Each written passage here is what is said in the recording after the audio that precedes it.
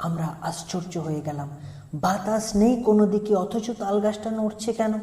আমাদের মনে হলো কে যেন তাল গাছের গুঁড়িটা ধরে ঝাঁকিয়ে দিচ্ছে। জিম তখনই ব্যাপারটা কি তা দেখতে গুঁড়ির তলায় ওই জঙ্গলটার মধ্যে ঢুকলো। সে ওর মধ্যে ঢুকবার অল্পক্ষণ পরেই আমি একটা আর্তনাদ শুনতে পেয়ে রাইফেল নিয়ে ছুটে গেলুম। ঝোপের মধ্যে ঢুকে দেখি জিম রক্তাক্ত দেহে বনের মধ্যে পড়ে আছে। কোনো ভীষণ বলবান জন্তুতে তার মুখের সামনে থেকে বুক পর্যন্ত ধারালো নখ দিয়ে চিরে ফেড়ে দিয়েছে।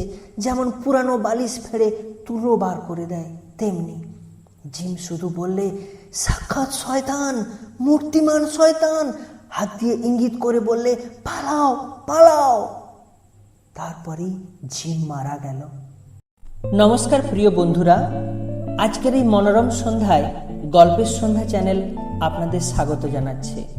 আজ আপনাদের জন্য রয়েছে বিখ্যাত সাহিত্যিক শ্রী বিভূতিভূষণ বন্দ্যোপাধ্যায়ের অবিস্মরণীয় উপন্যাস চাঁদের পাহাড়ের দ্বিতীয় পর্ব। সাহিত্যিক বিভূতিভূষণ বন্দ্যোপাধ্যায়ের লেখা উপন্যাস ও ছোট গল্পগুলির প্রতি আমাদের মুগ্ধতার শেষ নেই। বিশাল প্রতিভার অধিকারী ছিলেন তিনি। আমাদের গল্পগুলি প্রতি সপ্তাহে মঙ্গল ও শুক্রবার সন্ধে 8টায় প্রচারিত হয়ে থাকে, শুনতে ভুলবেন না। শুরু হচ্ছে আজকের গল্প চাঁদের পাহাড় দ্বিতীয় পর্ব। গল্প পাঠে দিন।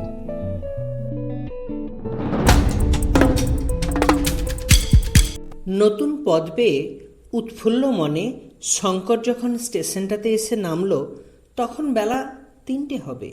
স্টেশন ঘরটা খুব ছোট, মাটির প্ল্যাটফর্ম আর স্টেশনের আশপাশ কাঁটা তারের বেড়া দিয়ে ঘেরা। স্টেশন ঘরের পিছনে তার থাকবার কোয়ার্টার, পায়রার খোপের মতো ছোট। যে ট্রেনখানা তাকে বহন করে এনেছিল সেখানা কিসুমোর দিকে চলে গেল। শঙ্কর যেন অকুল সমুদ্রে পড়ল। এত নির্জন স্থান সে জীবনে কখনো কল্পনা করেনি। এই স্টেশনে সেই একমাত্র কর্মচারী, একটা কুলি পর্যন্ত নেই। সেই কুলি, সেই পয়েন্টসম্যান, সেই সব। এরকম ব্যবস্থার কারণ হচ্ছে এই যে এসব স্টেশন এখনো মোটেই আয়কর নয়। এদের অস্তিত্ব এখনো পরীক্ষা সাপেক্ষ। এদের পিছনে রেল কোম্পানি বেশি খরচ করতে রাজি নয়। একখানি ট্রেন সকালে, একখানি এই গেল, আর সারাদিন রাত্রে ট্রেন নেই। সুতরাং তার হাতে প্রচুর অবসর আছে।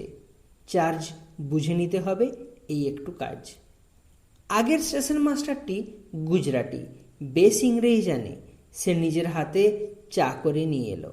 চার্জ বোঝাবার বেশি কিছু নেই। গুজরাটি ভদ্রলোক তাকে পেয়ে খুব খুশি। ভাবে বোধ হলো সে কথা বলবার সঙ্গী পায়নি অনেকদিন। দুজনে প্ল্যাটফর্মের এদিক ওদিক পায়চারি করলে। শঙ্কর বললে, কাঁটা তারের বেড়া দিয়ে ঘেরা কেন? গুজরাটি ভদ্রলোকটি বললে, ও কিছু নয়, নির্জন জায়গা তাই। শঙ্করের মনে হলো কি একটা কথা লোকটা গোপন করে গেল। শঙ্করও আর পিড়াপিড়ি করল না। রাত্রে ভদ্রলোক রুটি গড়ে শঙ্করকে খাবার নিমন্ত্রণ করলে। খেতে বসে হঠাৎ চেঁচিয়ে উঠে বলল, ওই যা, ভুলে গিয়েছি। কি হলো? খাওয়ার জল নেই মোটে, ট্রেন থেকে নিতে একদম ভুলে গিয়েছি। সে কি, এখানে জল কোথাও পাওয়া যায় না? কোথাও না, একটা কুয়ো আছে, তার জল বেজায় তেতো আর কষা। সে জলে বাসন মাজা ছাড়া আর কোনো কাজ হয় না। খাবার জল ট্রেন থেকে দিয়ে যায়। বেশ জায়গা বটে। খাবার জল নেই, মানুষজন নেই, এখানে স্টেশন করেছে কেন শঙ্কর বুঝতে পারল না। পরদিন সকালে ভূতপূর্ব স্টেশন মাস্টার চলে গেল। শঙ্কর পড়ল একা। নিজের কাজ নিজেই করে, রাঁধে খায়, ট্রেনের সময় প্ল্যাটফর্মে গিয়ে দাঁড়ায়, দুপুরে বই পড়ে কি বড় টেবিলটাতে শুয়ে ঘুমোয়। বিকেলের দিকে ছায়া পড়লে প্ল্যাটফর্মে পায়চারি করে। স্টেশনের চারদিক ঘিরে ধু ধু সীমাহীন প্রান্তর, দীর্ঘ ঘাসের বন, মাঝে ইউকা বাবলা গাছ, দূরে পাহাড়ের সারি, সারা দিক চক্রবাল জুড়ে। ভারী সুন্দর দৃশ্য। গুজরাটি ভদ্রলোকটি ওকে বারণ করে গিয়েছিল একা যেন এইসব মাঠে না বেড়াতে বার হয়। শঙ্কর বলেছিল, কেন? সে প্রশ্নের সন্তোষজনক উত্তর ভদ্রলোকটির কাছ থেকে পাওয়া যায়নি, কিন্তু তার উত্তর অন্য দিক থেকে সে রাত্রেই মিলল। রাত বেশি না হতেই আহারাদি সেরে শঙ্কর স্টেশন ঘরে বাতি জ্বালিয়ে বসে ডায়েরি লিখছে। স্টেশন ঘরেই সে শোবে। সামনের কাঁচ বসানো দরজাটি বন্ধ আছে, কিন্তু আগল দেওয়া নেই। কিসের শব্দ শুনে সে দরজার দিকে চেয়ে দেখে দরজার ঠিক বাইরে কাঁচে নাক লাগিয়ে প্রকাণ্ড সিংহ। শঙ্কর কাঠের মতো বসে রইল। দরজা একটু জোর করে ঠেললেই খুলে যাবে। সেও সম্পূর্ণ নিরস্ত্র। টেবিলের ওপর কেবল কাঠের রুলটা মাত্র আছে। সিংহটা কিন্তু কৌতুকের সঙ্গে শঙ্কর ও টেবিলের কেরোসিনের বাতিটার দিকে চেয়ে চুপ করে দাঁড়িয়ে রইল। খুব বেশিক্ষণ ছিল না, হয়তো মিনিট 2, কিন্তু শঙ্করের মনে হলো সে আর সিংহটা কত কাল ধরে পরস্পরের দিকে চেয়ে দাঁড়িয়ে আছে। তারপর সিংহ ধীরে ধীরে অনাসক্তভাবে দরজা থেকে সরে গেল। শঙ্কর হঠাৎ যেন চেতনা ফিরে পেল। সে তাড়াতাড়ি গিয়ে দরজার আগলটা তুলে দিল। এতক্ষণে সে বুঝতে পারল স্টেশনের চারিদিকে কাঁটা তারের বেড়া কেন। কিন্তু শঙ্কর একটু ভুল করেছিল। সে আংশিকভাবে বুঝেছিল মাত্র, বাকি উত্তরটা পেতে 2-1 দিন বিলম্ব ছিল। পরদিন সকালে ট্রেনের গার্ডকে সে রাত্রের ঘটনা বলল। গার্ড লোকটি ভালো, সব শুনে বললে, এ অঞ্চলের সর্বত্রই এমন অবস্থা। এখান থেকে 12 মাইল দূরে তোমার মতো আরেকটা স্টেশন আছে, সেখানেও এই অবস্থা। এখানে তো যে কাণ্ড। সে কি একটা কথা বলতে যাচ্ছিল, কিন্তু হঠাৎ কথা বন্ধ করে ট্রেনে উঠে পড়ল। যাবার সময় চলন্ত ট্রেন থেকে বলে গেল, বেশ সাবধানে থেকো সর্বদা। শঙ্কর চিন্তিত হয়ে পড়ল। এরা কি কথাটা চাপা দিতে চায়? সিংহ ছাড়া আর কিছু আছে নাকি? যা হোক, সেদিন থেকে শঙ্কর প্ল্যাটফর্মে স্টেশন ঘরের সামনে রোজ আগুন জ্বালিয়ে রাখে। সন্ধ্যার আগেই দরজা বন্ধ করে স্টেশন ঘরে ঢোকে। অনেক রাত পর্যন্ত বসে পড়াশুনো বা ডায়েরি লেখে। রাত্রের অভিজ্ঞতা অদ্ভুত। বিস্তৃত প্রান্তরে ঘন অন্ধকার নামে। প্ল্যাটফর্মের ইউকা গাছটার ডালপালার মধ্য দিয়ে রাত্রির বাতাস বেঁধে কেমন একটা শব্দ হয়। প্রহরে প্রহরে শেয়াল ডাকে মাঠের মধ্যে। এক একদিন গভীর রাতেই দূরে কোথাও সিংহের গর্জন শুনতে পাওয়া যায়। অদ্ভুত জীবন। ঠিক এই জীবনই সে চেয়েছিল। এ তার রক্তে আছে। এই জনহীন প্রান্তর, এই রহস্যময়ী রাত্রি, অচেনা নক্ষত্রে ভরা আকাশ, এই বিপদের আশঙ্কা, এই তো জীবন। নিরাপদ শান্ত জীবন নিরীহ কেরানির হতে পারে, তার জন্যে নয়। সেদিন বিকেলের ট্রেন রওনা করে দিয়ে সে নিজের কোয়ার্টারে রান্নাঘরে ঢুকতে যাচ্ছে, এমন সময় খুঁটির গায়ে কি একটা দেখে সে 3 হাত লাফ দিয়ে পিছিয়ে এলো। প্রকাণ্ড একটা হলদে খরিস গোখরা তাকে দেখে ফনা উদ্যত করে খুঁটি থেকে প্রায় 1 হাত বাইরে মুখ বাড়িয়েছে। আর 2 সেকেন্ড পরে যদি শঙ্করের চোখ সেদিকে পড়ত, তাহলে না, এখন সাপটাকে মারবার কি করা যায়? কিন্তু সাপটা পর মুহূর্তেই খুঁটি বেয়ে উপরে খড়ের চালের মধ্যে লুকিয়ে পড়ল। বেশ কাণ্ড বটে। ওই ঘরে গিয়ে শঙ্করকে এখন ভাত রাঁধতে বসতে হবে। এ সিংহ নয় যে দরজা বন্ধ করে আগুন জ্বেলে রাখবে। খানিকটা ইতস্তত করে শঙ্কর অগত্যা রান্নাঘরে ঢুকল এবং কোনো রকমে তাড়াতাড়ি রান্না সেরে সন্ধ্যা হওয়ার আগেই খাওয়া দাওয়া সাঙ্গ করে সেখান থেকে বেরিয়ে এলো। কিন্তু স্টেশন ঘরেই বা বিশ্বাস কি? সাপ কখন কোন ফাঁক দিয়ে ঘরে ঢুকবে তাকে কি আর ঠেকিয়ে রাখা যাবে?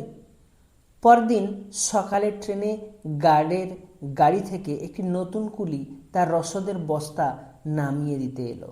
সপ্তাহে 2 দিন মোম্বাসা থেকে চাল আর আলু রেল কোম্পানি এইসব নির্জন স্টেশনের কর্মচারীদের পাঠিয়ে দেয়। মাসিক বেতন থেকে এর দাম কেটে নেওয়া হয়। যে কুলিটা রসদের বস্তা নামিয়ে দিতে এলো সে ভারতীয়। গুজরাট অঞ্চলে তার বাড়ি। বস্তাটা নামিয়ে সে কেমন যেন অদ্ভুতভাবে চাইল শঙ্করের দিকে, এবং পাছে শঙ্কর তাকে কিছু জিজ্ঞেস করে এই ভয়ে যেন তাড়াতাড়ি গাড়িতে গিয়ে উঠে পড়ল। কুলির সে দৃষ্টি শঙ্করের চোখ এড়ায়নি। কি রহস্য জড়িত আছে যেন এই জায়গাটার সঙ্গে, কেউ তা ওর কাছে প্রকাশ করতে চায় না। প্রকাশ করা যেন বারণ আছে। ব্যাপারটা কি? দিন দুই পরে ট্রেন পাস করে সে নিজের কোয়ার্টারে ঢুকতে যাচ্ছে, আর একটু হলেই সাপের ঘাড়ে পা দিয়েছিল আর কি। সেই খরিস গুখরা সাপ। পূর্বদৃষ্ট সাপটাও হতে পারে, নতুন একটা যে নয় তারও কোনো প্রমাণ নেই। শঙ্কর সেই দিন স্টেশন ঘর, নিজের কোয়ার্টার ও চারধারের জমি ভালো করে পরীক্ষা করে দেখলে সারা জায়গায় মাটিতে বড় বড় গর্ত। কোয়ার্টারের উঠোনে, রান্নাঘরের দেওয়ালে, কাঁচা প্ল্যাটফর্মের মাঝে মাঝে সর্বত্র গর্ত, ফাটল আর ইঁদুরের মাটি। তবুও সে কিছু বুঝতে পারলে না। একদিন সে স্টেশন ঘরে ঘুমিয়ে আছে, রাত অনেক, ঘর অন্ধকার। হঠাৎ শঙ্করের ঘুম ভেঙে গেল। পাঁচটা ইন্দ্রিয়ের বাইরে আর একটা কোনো ইন্দ্রিয় যেন মুহূর্তের মধ্যে জাগরিত হয়ে উঠল এবং তাকে জানিয়ে দিল যে সে ভয়ানক বিপদে পড়বে। ঘোর অন্ধকার। শঙ্করের সমস্ত শরীর যেন শিউরে উঠল। টর্চটা হাতড়ে পাওয়া যায় না কেন? অন্ধকারের মধ্যে যেন একটা কিসের অস্পষ্ট শব্দ হচ্ছে ঘরের মধ্যে। হঠাৎ টর্চটা তার হাতে ঠেকল এবং কলের পুতুলের মতো সে সামনের দিকে ঘুরিয়ে টর্চটা জ্বাললে সঙ্গে সঙ্গে সে ভয়ে বিস্ময়ে কাঠ হয়ে টর্চটা ধরে বিছানার উপরই বসে রইল। দেওয়াল ও তার বিছানার মাঝামাঝি জায়গায় মাথা উঁচু করে তুলে ও টর্চের আলো পড়ার দরুন সাময়িকভাবে আলো আঁধার লেগে থ খেয়ে আছে আফ্রিকার ক্রূর ও হিংস্রতম সাপ কালো মাম্বা। ঘরের মেঝে থেকে সাপটা প্রায় 2.5 হাত উঁচু হয়ে উঠেছে। এটা এমন কিছু আশ্চর্য নয় যে যখন ব্ল্যাক মাম্বা সাধারণত মানুষকে তাড়া করে তার ঘাড়ে ছোবল মারে। ব্ল্যাক মাম্বার হাত থেকে রেহাই পাওয়া একরকম পুনর্জন্ম, তাও শঙ্কর শুনেছে। শঙ্করের একটা গুণ বাল্যকাল থেকেই আছে, বিপদে তার সহজে বুদ্ধি ভ্রংশ হয় না, আর তার স্নায়ুমণ্ডলীর উপর সে ঘোর বিপদেও কর্তৃত্ব বজায় রাখতে পারে। শঙ্কর বুঝলে হাত যদি তার একটু কেঁপে যায় তবে যে মুহূর্তে সাপটার চোখ থেকে আলো সরে যাবে সেই মুহূর্তে ওর আলো আঁধারি কেটে যাবে এবং তক্ষুনি সে করবে আক্রমণ। সে বুঝলে তার আয়ু নির্ভর করছে এখন দৃঢ় ও অকম্পিত হাতে টর্চটা সাপের চোখের দিকে ধরে থাকার উপর।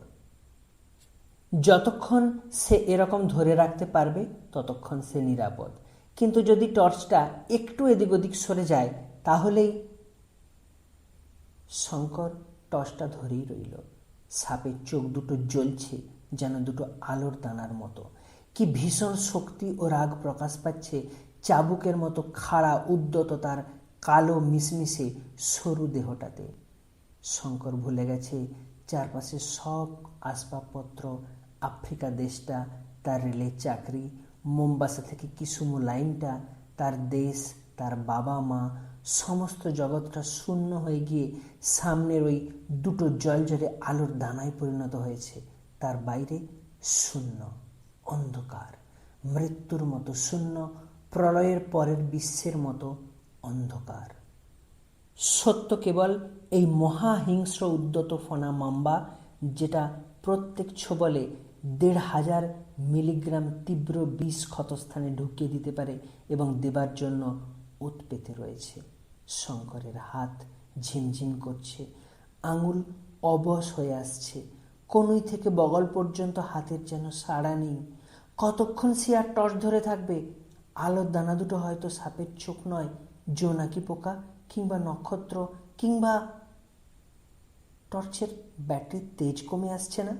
সাদা আলো যেন হলদে ও নিস্তেজ হয়ে আসছে না? কিন্তু জোনাকি পোকা কিংবা নক্ষত্র দুটো তেমনি জ্বলছে। রাত না দিন, ভোর হবে না সন্ধ্যা হবে? শঙ্কর নিজেকে সামলে নিলে। ওই চোখ দুটোয় জ্বালাময়ী দৃষ্টি তাকে যেন মোহগ্রস্ত করে তুলেছে। সে সজাগ থাকবে। এ তেপান্তরের মাঠে চেঁচালেও কেউ কোথাও নেই যে সে জানে তার নিজের স্নায়ুমণ্ডলীর দৃঢ়তার উপর নির্ভর করছে তার জীবন। কিন্তু সে পারছে না, হাত যেন টনটন করে অবশ হয়ে আসছে। আর কতক্ষণ সে টর্চ ধরে থাকবে? সাপে না হয় ছোবল দিক, কিন্তু হাতখানা একটু নামিয়ে সে আরাম বোধ করবে এখন। তারপরে ঘড়িতে ঢং ঢং করে 3টে বাজল। ঠিক রাত 3টে পর্যন্তই বোধহয় শঙ্করের আয়ু ছিল, কারণ 3টে বাজার সঙ্গে সঙ্গে তার হাত কেঁপে উঠে নড়ে গেল, আর সামনের আলোর দানা দুটো গেল নিভে। কিন্তু সাপ কই? তাড়া করে এলো না কেন? পরক্ষণেই শঙ্কর বুঝতে পারলে সাপটাও সাময়িক মোহগ্রস্ত হয়েছে তার মতো।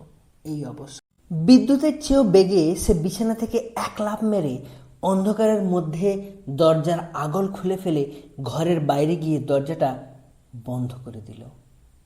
সকালে ট্রেন এলো। শঙ্কর বাকি রাতটা প্ল্যাটফর্মেই কাটিয়েছে। ট্রেনের গার্ডকে বললে সমস্ত ব্যাপারটা। গার্ড বললে, চলো দেখি স্টেশন ঘরের মধ্যে। ঘরের মধ্যে কোথাও সাপের চিহ্ন পাওয়া গেল না। গার্ড লোকটা ভালো, বললে, বলি শোনো, তবে খুব বেঁচে গিয়েছো কাল রাত্রে। এতদিন কথাটা তোমাকে বলিনি, পাছে ভয় পাও।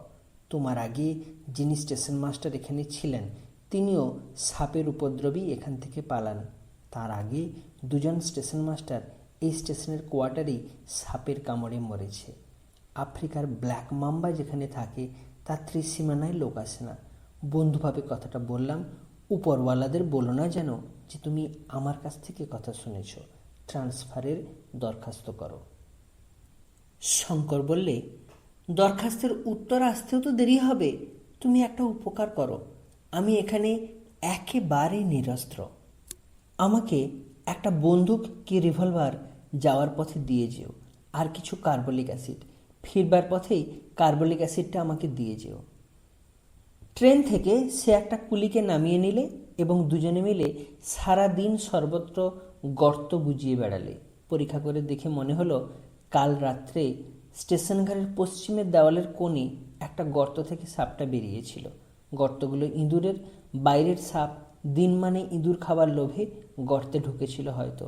গর্তটা বেশ ভালো করে বুঝিয়ে দিলে। ডাউন ট্রেনের গার্ডের কাছ থেকে 1 বোতল কার্বলিক অ্যাসিড পাওয়া গেল। ঘরের সর্বত্র ও আশেপাশে সে অ্যাসিড ছড়িয়ে দিলে। কুলিটা তাকে একটা বড় লাঠি দিয়ে গেল। 2-3 দিনের মধ্যেই রেল কোম্পানি থেকে ওকে একটা বন্দুক দিলে। স্টেশনে জলের বড়ই কষ্ট। ট্রেন থেকে যে জল দেয় তাতে রান্না খাওয়া কোনো রকমই চলে, স্নান হয় না। এখানকার কুয়োর জলও শুকিয়ে গিয়েছে। একদিন সে শুনল স্টেশন থেকে মাইল 3 দূরে একটা জলাশয় আছে, সেখানে ভালো জল পাওয়া যায়, মাছও আছে। স্নান ও মাছ ধরার আকর্ষণে একদিন সে সকালের ট্রেন রওনা করে দিয়ে সেখানে মাছ ধরতে চলল। সঙ্গে একজন সোমালি কুলি। মাছ ধরবার সাজ সরঞ্জাম মোমবাসা থেকে আনিয়ে নিয়েছিল।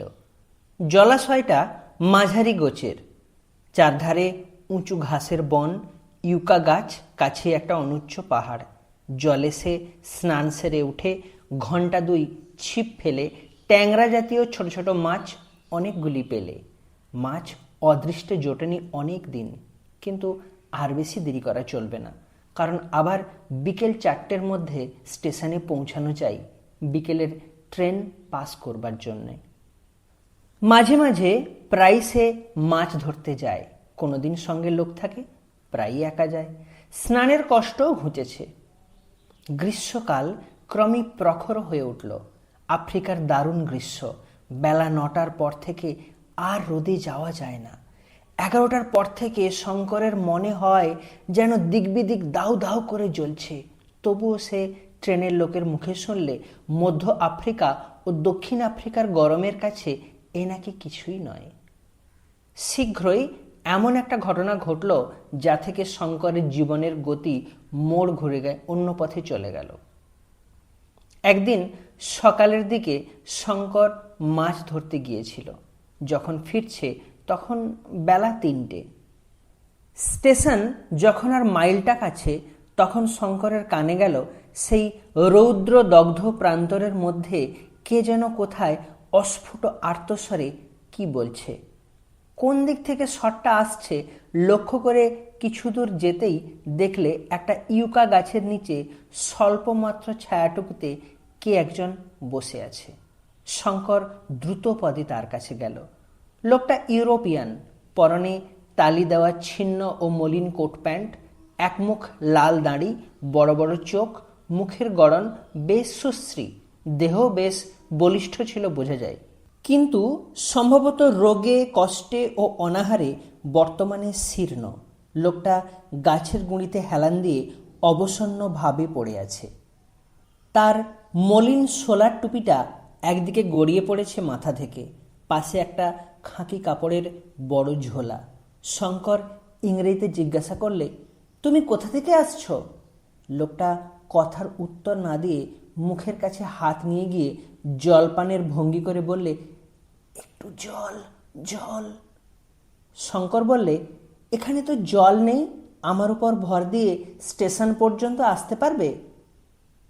অতি কষ্টে খানিকটা ভর দিয়ে এবং শেষের দিকে একরকম শঙ্করের কাঁধে চেপে লোকটা প্ল্যাটফর্মে পৌঁছালো। ওকে আনতে গিয়ে দেরি হয়ে গেল। বিকেলের ট্রেন ওর অনুপস্থিতিতেই চলে গিয়েছে। ও লোকটাকে স্টেশন ঘরে বিছানা পেতে শোয়ালে, জল খাইয়ে সুস্থ করলে, কিছু খাদ্য এনে দিলে। সে খানিকটা চাঙ্গা হয়ে উঠল বটে, কিন্তু শঙ্কর দেখলে লোকটার ভারী জ্বর হয়েছে। অনেক দিনের অনিয়মে, পরিশ্রমে, অনাহারে তার শরীর একেবারে ভেঙে গিয়েছে। 2-4 দিনে সে সুস্থ হবে না। লোকটা একটু পরে পরিচয় দিলে। তার নাম ডিয়েগো আলভারেজ, জাতি পর্তুগিজ, তবে আফ্রিকার সূর্য তার বর্ণ তামাটে করে দিয়েছে। রাত্রে ওকে স্টেশনে রাখলে শঙ্কর, কিন্তু ওর অসুখ দেখে সে পড়ে গেল বিপদে। এখানে ওষুধ নেই, ডাক্তার নেই, সকালের ট্রেন মোম্বাসার দিকে যায় না, বিকেলের ট্রেনে গার্ড রোগীকে তুলে নিয়ে যেতে পারে, কিন্তু রাত কাটতে এখনও অনেক দেরি। বিকেলের গাড়িখানা স্টেশনে এসে যদি পাওয়া যেত তবে তো কথাই ছিল না। শঙ্কর রোগীর পাশে রাত জেগে বসে রইল। লোকটির শরীরে কিছু নেই, খুব সম্ভবত কষ্ট ও অনাহার ওর অসুখের কারণ। দূর বিদেশে ওর কেউ নেই, শঙ্কর না দেখলে ওকে দেখবে কে? বাল্যকাল থেকেই পরের দুঃখ সহ্য করতে পারে না সে। শঙ্কর যেভাবে সারা রাত তার সেবা করলে তার কোনো আপনার লোক ওর চেয়ে বেশি কিছু করতে পারত না। উত্তর পূর্ব কোণের অনুচ্চ পাহাড় শ্রেণীর পিছন থেকে চাঁদ উঠেছে যখন সে রাত্রে, ঝমঝম করছে নিস্তব্ধ নিশীথ রাত্রি, তখন হঠাৎ প্রান্তরের মধ্যে ভীষণ সিংহ গর্জন করে উঠল। রোগী তন্দ্রাচ্ছন্ন ছিল। সিংহের ডাকে সে ধড়মড় করে বিছানায় উঠে বসল। শঙ্কর বললে, ভয় নেই, শুয়ে থাকো, বাইরের সিংহ ডাকছে, দরজা বন্ধ আছে। তারপর শঙ্কর আস্তে আস্তে দরজা খুলে প্ল্যাটফর্মে এসে দাঁড়ালো। দাঁড়িয়ে চারধারে চেয়ে দেখবা মাত্রই যেন সে রাত্রির অপূর্ব দৃশ্য তাকে মুগ্ধ করে ফেলল। চাঁদ উঠেছে দূরের আকাশ প্রান্তে, ইউকা গাছের লম্বা লম্বা ছায়া পড়েছে পূব থেকে পশ্চিমে। ঘাসের বন যেন রহস্যময়, নিস্পন্দ। সিংহ ডাকছে স্টেশনের কোয়ার্টারের পিছনে প্রায় 500 গজের মধ্যে, কিন্তু সিংহের ডাক আজকাল শঙ্করের গা শোয়া হয়ে উঠেছে। ওতে আর আগের মতো ভয় পায় না। রাত্রির সৌন্দর্য এত আকৃষ্ট করেছে ওকে যে ও সিংহের সান্নিধ্য যেন ভুলে গেল। ফিরে ও স্টেশন ঘরে ঢুকল। ঢং ঢং করে ঘড়িতে 2টো বেজে গেল। ও ঘরে ঢুকে দেখলে রোগী বিছানায় উঠে বসে আছে। বললে, একটু জল খাবো, জল দাও। লোকটা বেশ ভালো ইংরেজি বলতে পারে। শঙ্কর টিন থেকে জল নিয়ে ওকে খাওয়াল। লোকটার জ্বর তখন যেন কমেছে। সে বললে, তুমি কি বলছিলে? আমার ভয় করছে ভাবছিলে? ডিয়েগো অ্যালভারেজ ভয় করবে? ইয়াং ম্যান, তুমি ডিয়েগো অ্যালভারেজকে জানো না। লোকটার ওষ্ঠপ্রান্তে একটা হতাশা, বিষাদ ও ব্যঙ্গ মেশানো অদ্ভুত ধরনের হাসি দেখা গেল। সে অবসন্নভাবে বালিশের গায়ে ঢলে পড়ল। ওই হাসিতে শঙ্করের মনে হলো এ লোক সাধারণ লোক নয়। তখন ওর হাতের দিকে নজর পড়ল শঙ্করের। বেঁটে বেঁটে মোটা মোটা আঙুল, দড়ির মতো শিরাবহুল হাত, তামরাফো দাড়ির নিচে চিবুকের ভাব শক্ত মানুষের পরিচয় দিচ্ছে। এতক্ষণ পরে খানিকটা জ্বর কমে যাওয়াতে আসল মানুষটা বেরিয়ে আসছে যেন ধীরে ধীরে। লোকটা বললে, সরে এসো কাছে, তুমি আমার যথেষ্ট উপকার করেছ। আমার নিজের ছেলে থাকলে এর বেশি করতে পারতো না। তবে একটা কথা বলি, আমি বাঁচব না। আমার মন বলছে আমার দিন ফুরিয়ে এসেছে। তোমার উপকার করে যেতে চাই। তুমি ইন্ডিয়ান, এখানে কত মাইনে পাও? এই সামান্য মাইনের জন্য দেশ ছেড়ে এত দূরে এসে আছো যখন, তখন তোমার সাহস আছে, কষ্ট সহ্য করবার শক্তি আছে। আমার কথা মন দিয়ে শোনো, কিন্তু প্রতিজ্ঞা করো আজ তোমাকে যে সব কথা বলবো আমার মৃত্যুর পূর্বে তুমি কারো কাছে তা প্রকাশ করবে না। শঙ্কর সেই আশ্বাসই দিলে। তারপরেই সেই অদ্ভুত রাত্রি ক্রমশ কেটে যাওয়ার সঙ্গে সঙ্গে সে এমন এক আশ্চর্য অবিশ্বাস্য ধরনের কাহিনী শুনে গেল যা সাধারণত উপন্যাসেই পড়া যায়। ইয়াং ম্যান, তোমার বয়স কত হবে? 22? তুমি যখন মায়ের কোলে শিশু, আজ 22 বছর আগেকার কথা। 1888 থেকে 89 সালের দিকে আমি খেপ কলোনির উত্তরের পাহাড় জঙ্গলের মধ্যে সোনার খনির সন্ধান করে বেড়াচ্ছিলাম। তখন বয়স ছিল কম, দুনিয়ার কোনো বিপদকে বিপদ বলে গ্রাহ্য করতাম না। বুলাওয়ে শহর থেকে জিনিসপত্র কিনে একাই রওনা হলাম, সঙ্গে কেবল 2টি গাধা জিনিসপত্র বইবার জন্যে। জাম্বেজি নদী পার হয়ে চলেছি। পথ ও দেশ সম্পূর্ণ অজ্ঞাত, শুধু ছোটোখাটো পাহাড়, ঘাস, মাঝে মাঝে কাফিরদের বস্তি। ক্রমে যেন মানুষের বাস কমে এলো। এমন এক জায়গায় এসে পৌঁছানো গেল যেখানে এর আগে কখনো কোনো ইউরোপিয়ান আসেনি। যেখানেই নদী বা খাল দেখি, পাহাড় দেখি, সকলের আগে সোনার স্তরের সন্ধান করি। লোকে কত কি পেয়ে বড় মানুষ হয়ে গিয়েছে দক্ষিণ আফ্রিকায়। এ সম্বন্ধে বাল্যকাল থেকে কত কাহিনী শুনে এসেছিলাম। সেই সব গল্পের মোহই আমায় আফ্রিকায় নিয়ে এসে ফেলেছিল। কিন্তু বৃথায় 2 বছর ধরে নানা স্থানে ঘুরে বেড়ালাম। কত অসহ্য কষ্ট সহ্য করলুম এই 2 বছরে। একবার তো সন্ধান পেয়েও হারালুম। সেদিন একটা হরিণ শিকার করেছি সকালের দিকে। তাঁবু খাটিয়ে মাংস রান্না করে শুয়ে পড়লুম দুপুরবেলা। কারণ দুপুরের রোদে পথ চলা সেসব জায়গায় একরকম অসম্ভব। 115 ডিগ্রি থেকে 130 ডিগ্রি পর্যন্ত উত্তাপ হয় গ্রীষ্মকালে। বিশ্রামের পরে বন্দুক পরিষ্কার করতে গিয়ে দেখি বন্দুকের নলের মাছিটা কোথায় হারিয়ে গিয়েছে। মাছি না থাকলে রাইফেলের তাক ঠিক হয় না। এদিক ওদিক কত খুঁজেও মাছিটা পাওয়া গেল না। কাজেই একটা পাথরের ঢিবি, তার গায়ে সাদা সাদা কি একটা কঠিন পদার্থ চোখে পড়ল। ঢিবিটার গায়ে সেই জিনিসটা নানা স্থানে আছে। বেছে বেছে তারই একটা দানা সংগ্রহ করে ঘষে মেজে নিয়ে আপাতত সেটাকে মাছি করে রাইফেলের নলের আগায় বসিয়ে নিলাম। তারপর বিকেলে সেখান থেকে আবার উত্তরমুখে রওনা হয়েছি। কোথায় তাঁবু ফেলেছিলাম সে কথা ক্রমেই ভুলে গিয়েছি। দিন 15 পরে একজন ইংরেজের সঙ্গে সাক্ষাৎ হলো। সেও আমার মতো সোনা খুঁজে বেড়াচ্ছে। তার সঙ্গে 2জন ম্যাটাবেল কুলি ছিল। পরস্পরকে পেয়ে আমরা খুশি হলাম। তার নাম জিম কাটার, আমারই মতো ভবঘুরে। তবে তার বয়স আমার চেয়ে বেশি। জিম একদিন আমার বন্দুকটা নিয়ে পরীক্ষা করতে গিয়ে হঠাৎ কি দেখে আশ্চর্য হয়ে গেল। আমায় বলল, বন্দুকের মাছি তোমার এরকম কেন? তারপর আমার গল্প শুনে সে উত্তেজিত হয়ে উঠল। বললে, তুমি বুঝতে পারোনি এই জিনিসটা খাঁটি রূপো, খনিজ রূপো। এ যেখানে পাওয়া যায় সাধারণত সেখানে রূপোর খনি থাকে। আমার আন্দাজ হচ্ছে 1 টন পাথর থেকে সেখানে অন্তত 9000 আউন্স রূপো পাওয়া যাবে। সে জায়গাতে এখনই চলো, আমরা যাই। এবার আমরা লক্ষপতি হয়ে যাব। সংক্ষেপে বলি, তারপর কাটারকে সঙ্গে নিয়ে আমি যে পথে এসেছিলাম সেই পথে আবার এলাম। কিন্তু 4 মাস ধরে কত চেষ্টা করে, কত অসহ্য কষ্ট পেয়ে, কতবার বিরাট দিকদিশাহীন মরুভূমিবৎ ভেল্ডের মধ্যে পথ হারিয়ে মৃত্যুর দ্বার পর্যন্ত পৌঁছেও কিছুতেই আমি সে স্থান নির্ণয় করতে পারলাম না। যখন সেখান থেকে সেবার তাঁবু উঠিয়ে দিয়েছিলাম, অত লক্ষ্য করিনি জায়গাটা। আফ্রিকার ভেল্ডে কোনো চিহ্ন বড় একটা থাকে না। যার সাহায্যে পুরানো জায়গা খুঁজে বার করা যায়, সবই যেন একরকম। অনেকবার হয়রান হয়ে শেষে আমরা রূপোর খনির আশা ত্যাগ করে গোয়াই নদীর দিকে চললাম। জিম কাটার আমাকে আর ছাড়লে না, তার মৃত্যু পর্যন্ত আমার সঙ্গে ছিল। তার সে শোচনীয় মৃত্যুর কথা ভাবলে এখনো আমার কষ্ট হয়। তৃষ্ণার কষ্টই এই ভ্রমণের সময় সবচেয়ে বেশি বলে মনে হয়েছে আমাদের কাছে। তাই এখন থেকে আমরা নদী পথ ধরে চলব, এই স্থির করা গেল।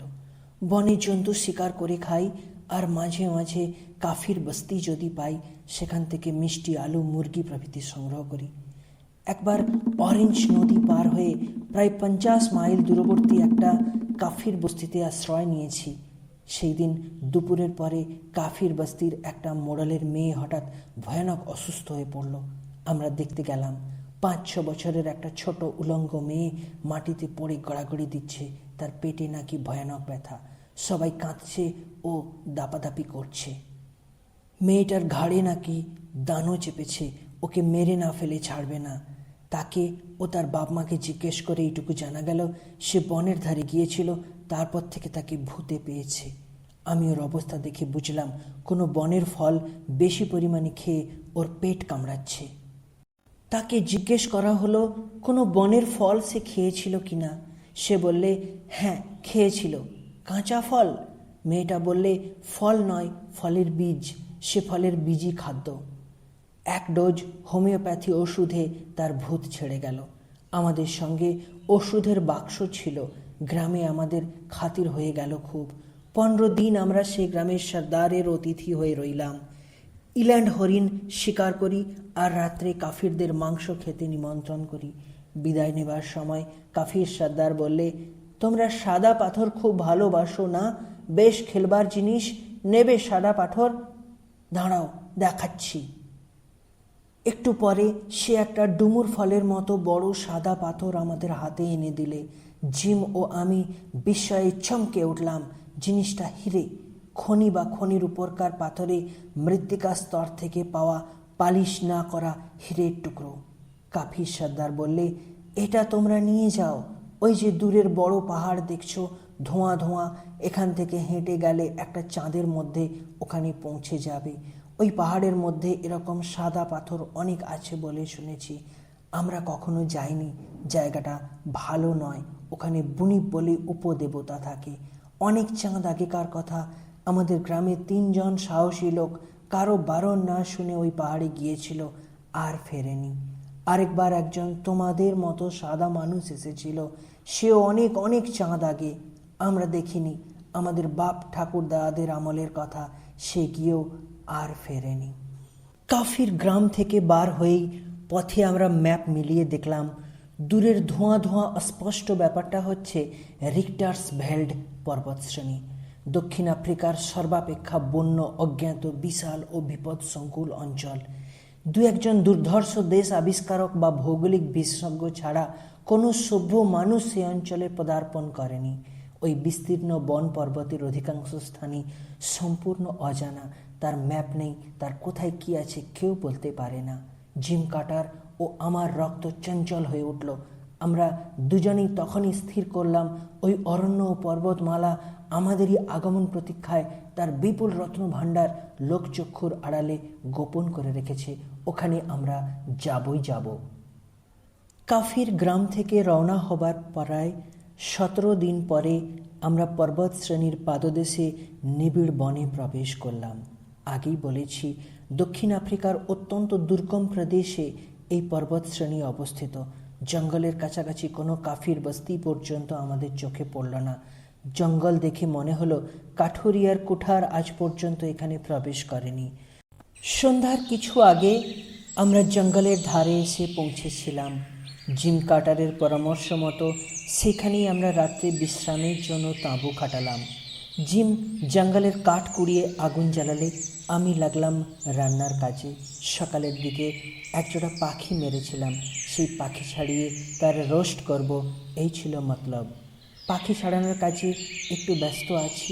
এমন সময় জিম বললে, পাখি রাখো, 2 পেয়ালা কফি করো তো আগে। আগুন জ্বালাই ছিল। জল গরম করতে দিয়ে আবার পাখি ছাড়াতে লেগে গেলাম।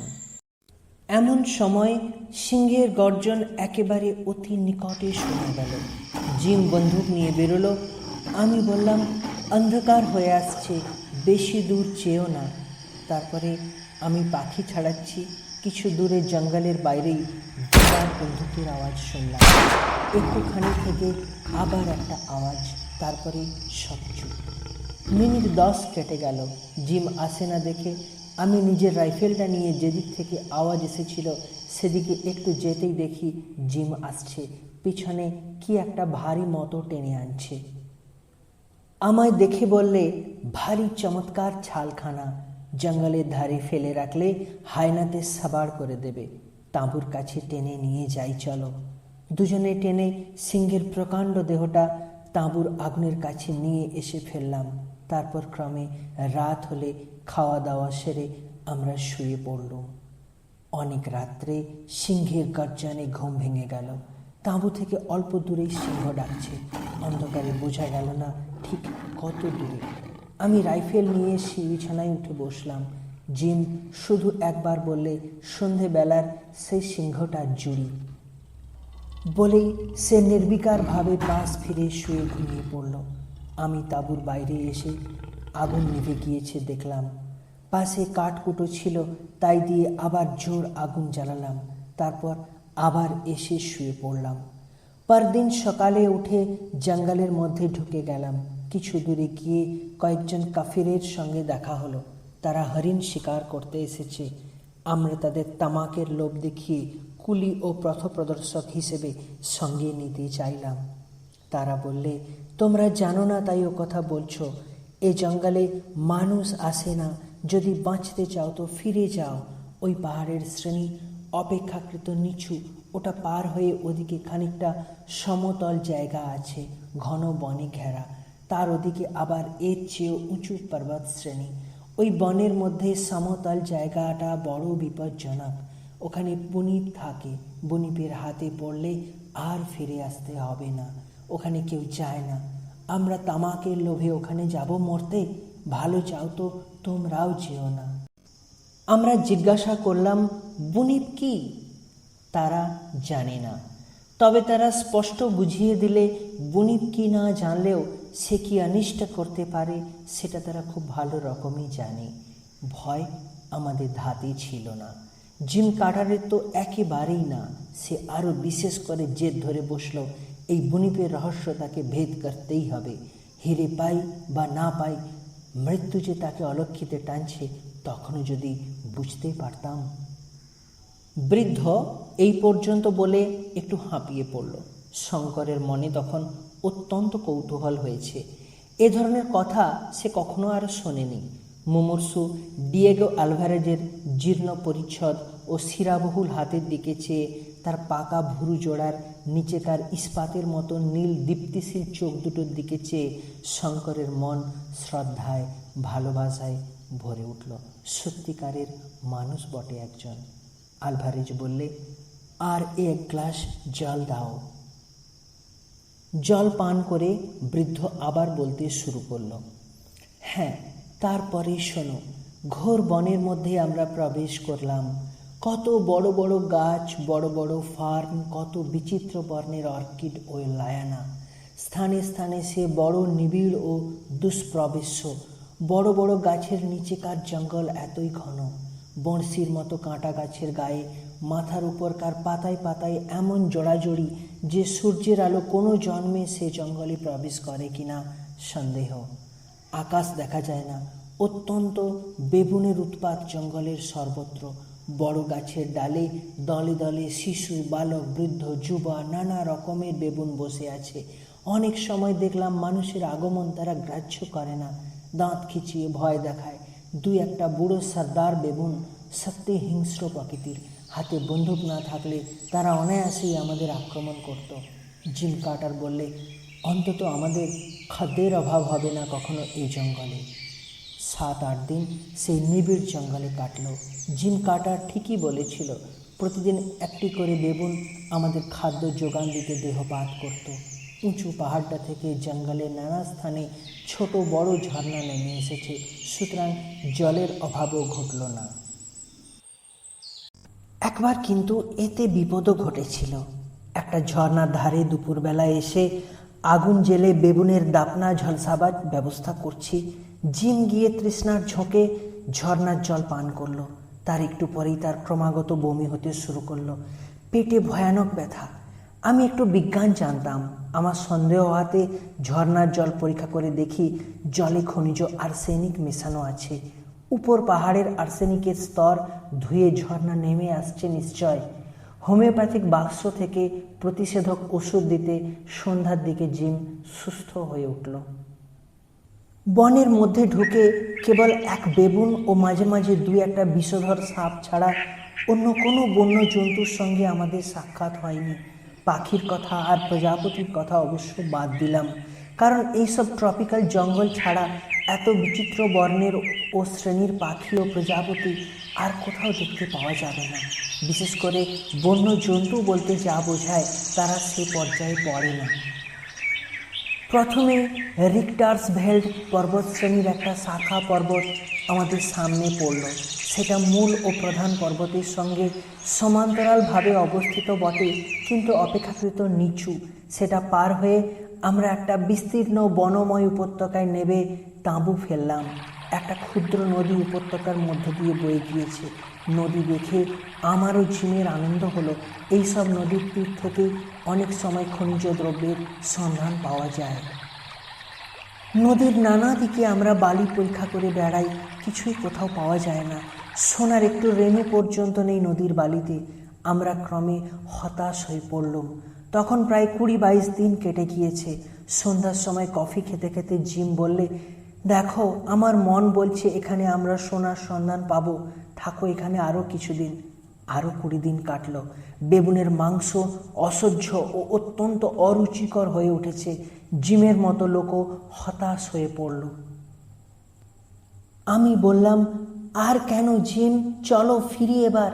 কাফির গ্রামে আমাদের ঠকিয়েছে, এখানে কিছু নেই। জিম বললে, এই পর্বতশ্রেণীর নানা শাখা আছে, সবগুলো না দেখে যাব না। একদিন পাহাড়ি নদীটার খাতের ধারে এসে বালি চালতে চালতে পাথরের নুড়ি রাশির মধ্যে অর্ধপতিত একখানা হলদে রঙের ছোট পাথর আমি ও জিম একসঙ্গেই দেখতে পেলাম। দুজনেই তাড়াতাড়ি সেটা খুঁড়ে তুললাম। আমাদের মুখ আনন্দে ও বিস্ময়ে উজ্জ্বল হয়ে উঠল। জিম বললে, ডিয়েগো, পরিশ্রম এতদিনে সার্থক হলো, চিনেছ তো? আমি বুঝেছিলাম। বললাম, হ্যাঁ, কিন্তু নদীর স্রোতে ভেসে আসা জিনিসটা, খনির অস্তিত্ব নেই এখানে। পাথরখানা দক্ষিণ আফ্রিকার বিখ্যাত হলদে রঙের হীরের চাপ। অবশ্য খুব আনন্দের কোনো কারণ ছিল না, কারণ এতে মাত্র এটাই প্রমাণ হয় যে এই বিশাল পর্বতশ্রেণীর কোনো অজ্ঞাত দুর্গম অঞ্চলে হলদে হীরের খনি আছে। নদী স্রোতে ভেসে এসেছে তা থেকে একটা স্তরের একটা টুকরো। সে মূল খনি খুঁজে বার করা অমানসিক পরিশ্রম, ধৈর্য ও সাহস সাপেক্ষ। সে পরিশ্রম, সাহস ও ধৈর্যের অভাব আমাদের ঘটত না, কিন্তু যে দৈত্য ওই রহস্যময় বন পর্বতের অমূল্য হীরকখনির প্রহরী, সে সম্পূর্ণ অপ্রত্যাশিতভাবে আমাদের বাধা দিলে। একদিন আমরা বনের মধ্যে একটা পরিষ্কার জায়গায় বসে সন্ধ্যের দিকে বিশ্রাম করছি। আমাদের সামনে সেই জায়গাটাতে একটা তালগাছ। তালগাছের তলায় গুঁড়িটা ঘিরে খুব ঘন বন ঝোপ। হঠাৎ আমরা দেখলাম কিসে যেন অত বড় তালগাছটা এমন নাড়া দিচ্ছে যে তার উপরকার শুকনো ডালপালাগুলো খড়খড় করে নড়ে উঠছে, যেমন নড়ে ঝড় লাগলে। গাছটাও সেই সঙ্গে নড়ছে। আমরা আশ্চর্য হয়ে গেলাম। বাতাস নেই কোনো দিকে, অথচ তালগাছটা নড়ছে কেন? আমাদের মনে হলো কে যেন তাল গাছের গুঁড়িটা ধরে ঝাঁকি দিচ্ছে। জিম তখনই ব্যাপারটা কি তা দেখতে গুঁড়ির তলায় ওই জঙ্গলটার মধ্যে ঢুকলো। সে ওর মধ্যে ঢুকবার অল্পক্ষণ পরেই আমি একটা আর্তনাদ শুনতে পেয়ে রাইফেল নিয়ে ছুটে গেলুম। ঝোপের মধ্যে ঢুকে দেখি জিম রক্তাক্ত দেহে বনের মধ্যে পড়ে আছে। কোনো ভীষণ বলবান জন্তুতে তার মুখের সামনে থেকে বুক পর্যন্ত ধারালো নখ দিয়ে চিরে ফেড়ে দিয়েছে। যেমন পুরানো বালিশ ফেড়ে তুলো বার করে দেয়, তেমনি। জিম শুধু বললে, সাক্ষাৎ শয়তান, মূর্তিমান শয়তান। হাত দিয়ে ইঙ্গিত করে বললে, পালাও পালাও। তারপরেই জিম মারা গেল। তাল গাছের গায়ে গিয়ে দেখি যেন কিসের মোটা শক্ত চোঁচ লেগে আছে। আমার মনে হলো কোনো ভীষণ বলবান জানোয়ার তাল গাছের গায়ে গা ঘষছিল। গাছটা ওরকম নড়ছিল, সেই জন্যেই। জন্তুটার কোনো পাত্তা পেলাম না। জিমের দেহ ফাঁকা জায়গায় বার করে আমি রাইফেল হাতে ঝোপের ওপারে গেলাম। সেখানে গিয়ে দেখি মাটির উপরে কোনো অজ্ঞাত জন্তুর পায়ের চিহ্ন, তার মোটে 3টে আঙুল পায়ে। কিছু দূর গেলাম, পায়ের চিহ্ন অনুসরণ করে জঙ্গলের মধ্যে কিছু দূর গিয়ে গুহার মুখে পদচিহ্নটা ঢুকে গেল। গুহার প্রবেশ পথের কাছে শুকনো বালির উপর ওই অজ্ঞাত ভয়ঙ্কর জানোয়ারটার বড় বড় 3 আঙুলে থাবার দাগ রয়েছে। তখন অন্ধকার হয়ে এসেছে। সেই জনহীন অরণ্যভূমি ও পর্বত বেষ্টিত অজ্ঞাত উপত্যকায় একা দাঁড়িয়ে আমি এক অজ্ঞাততর ভীষণ বলবান জন্তুর অনুসরণ করছি। ডাইনে চেয়ে দেখি প্রায়ন্ধকার সন্ধ্যায় সুউচ্চ ব্যাসাল্টের দেওয়াল খাড়া উঠেছে প্রায় 4000 ফুট। বনে বনে নিবিড়, খুব উঁচুতে পর্বতের বাঁশবনের মাথায় সামান্য যেন একটু রাঙা রোদ, কিংবা হয়তো আমার চোখের ভুল, অনন্ত আকাশের আভা পড়ে থাকবে। ভাবলাম এ সময় গুহার মধ্যে ঢোকা বা এখানে দাঁড়িয়ে থাকা বিবেচনার কাজ হবে না। জিমের দেহ নিয়ে তাঁবুতে ফিরে এলুম। সারা রাত তার মৃতদেহ নিয়ে আগুন জেলে রাইফেল তৈরি রেখে বসে রইলুম। পরদিন জিমকে সমাধিস্থ করে আবার ওই জানোয়ারটার খোঁজে বার হলাম। কিন্তু মুশকিল হলো এই যে সে গুহা অনেক খুঁজেও কিছুতেই বার করতে পারলুম না। ওরকম অনেক গুহা আছে পর্বতের নানা জায়গায়। সন্ধ্যার অন্ধকারে কোন গুহা দেখেছিলাম আমি, কে জানে। সঙ্গীহীন অবস্থায় সেই মহাদুর্গম রিক্টার্সভেল্ড পর্বতশ্রেণীর বনের মধ্যে থাকা চলে না। 15 দিন হেঁটে সেই কাফির বস্তিতে পৌঁছলাম। তারা চিনতে পারলে, খুব খাতির করলে তাদের কাছে জিমের মৃত্যু কাহিনী বললাম। শুনে তাদের মুখ ভয় কেমন হয়ে গেল, ছোট ছোট চোখ ভয়ে বড় হয়ে উঠল। বললে, সর্বনাশ বুনিপ, ওই ভয়ে ওখানে কেউ যায় না। কাফির বস্তি থেকে আর 5 দিন হেঁটে অরেঞ্জ নদীর ধারে এসে একখানা ডাচ লঞ্চ পেলাম। তাতে করে এসে সভ্য জগতে পৌঁছলাম। আমি আর কখনো রিক্টার্সভেল্ড পর্বতের দিকে যেতে পারিনি। চেষ্টা করেছিলাম অনেক, কিন্তু বুয়োর যুদ্ধ এসে পড়ল। যুদ্ধে গেলাম, আহত হয়ে প্রিটোরিয়ার হাসপাতালে অনেক দিন রইলাম। তারপর সেরে উঠে একটা কমলা লেবুর বাগানে কাজ পেয়ে সেখানেই এতদিন ছিলাম। বছর 4-5 শান্ত জীবনযাপন করবার পরে ভালো লাগলো না, তাই আবার বার হয়েছিলাম। বয়স হয়ে গিয়েছে অনেক, ইয়াং ম্যান। এবার আমার চলা বোধ হয় ফুরুবে। এই ম্যাপখানা তুমি রাখো। এতে রিক্টার্সভেল্ড পর্বত ও যে নদীতে আমরা হিরে পেয়েছিলাম মোটামুটিভাবে আঁকা আছে। সাহস থাকে সেখানে যেও, বড় মানুষ হবে। বুয়োর যুদ্ধের পর ওই অঞ্চলে ওয়াই নদীর ধারে 2-1টা ছোট বড় হীরের খনি বেরিয়েছে, কিন্তু আমরা যেখানে হিরে পেয়েছিলাম তার সন্ধান কেউ জানে না। যেও তুমি। ডিয়েগো আলভারেজ গল্প শেষ করে আবার অবসন্নভাবে বালিশের গায়ে ভর দিয়ে শুয়ে পড়ল। এতক্ষণ আপনারা শুনছিলেন বিখ্যাত সাহিত্যিক শ্রী বিভূতিভূষণ বন্দ্যোপাধ্যায়ের চাঁদের পাহাড় উপন্যাসটির 2য় পর্ব। গল্পটি ভালো লাগলে অবশ্যই শেয়ার করতে ভুলবেন না, আর কমেন্ট করে দেবেন আপনাদের ভালো লাগার অনুভূতিটুকু। আজকের মতো বিদায়। আবার আপনাদের সঙ্গে দেখা হবে আগামী সপ্তাহে মঙ্গলবার সন্ধে 8টায়। ভালো থাকুন, সুস্থ থাকুন, গল্পের সন্ধ্যা চ্যানেলের সঙ্গে জড়িয়ে থাকুন।